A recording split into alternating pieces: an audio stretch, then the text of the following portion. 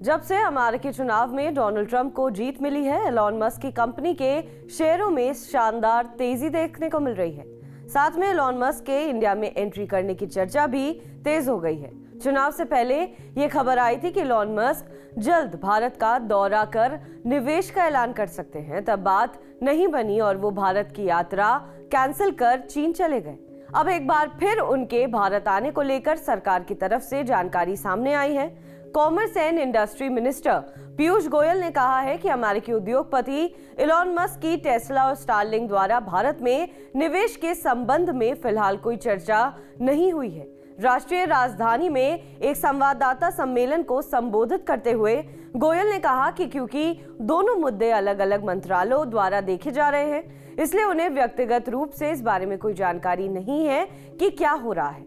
Tesla और Starlink द्वारा संभावित निवेश के संबंध में पूछे गए प्रश्न का उत्तर देते हुए मंत्री ने कहा कि जहां तक मेरी जानकारी है, हमने कोई चर्चा नहीं की है। गोयल ने बताया कि ये दोनों विषय अलग अलग मंत्रालयों द्वारा संभाले जाते हैं।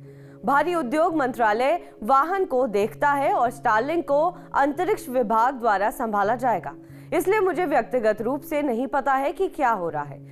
इससे पहले अप्रैल में मस्क ने प्रधानमंत्री नरेंद्र मोदी के साथ बैठक सहित भारत की अपनी बहुप्रचारित यात्रा से अंतिम समय में टेस्ला के बहुत भारी दायित्वों का हवाला देते हुए टाल दिया था।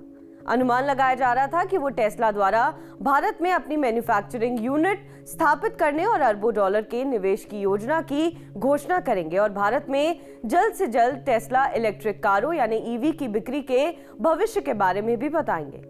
सिर्फ इलेक्ट्रिक कारें ही नहीं, बल्कि वो अपने उपग्रह यानी सैटेलाइट इंटरनेट कारोबार स्टारलिंक के लिए भी भारतीय बाजार पर नजर रख रहे थे। केंद्रीय दूरसंचार मंत्री ज्योतिरादित्य सिंधिया ने इसी महीने कहा था कि स्टारलिंक को भारत में सेवाओं के लिए लाइसेंस प्राप्त करने के लिए सभी मापदंडों का पालन करना होगा। मंत्री ने कहा था कि उपग्रह इंटरनेट सेवा में सभी आवश्यकताओं को पूरा करने की प्रक्रिया है और प्रक्रिया पूरी करने के बाद उन्हें लाइसेंस मिल जाएगा। बहरहाल इस खबर पर आपका क्या कुछ कहना है, हमें कमेंट करके जरूर बताएं। बाकी देश विदेश की तमाम बड़ी खबरों के लिए आप देखते रहें TV9 डिजिटल।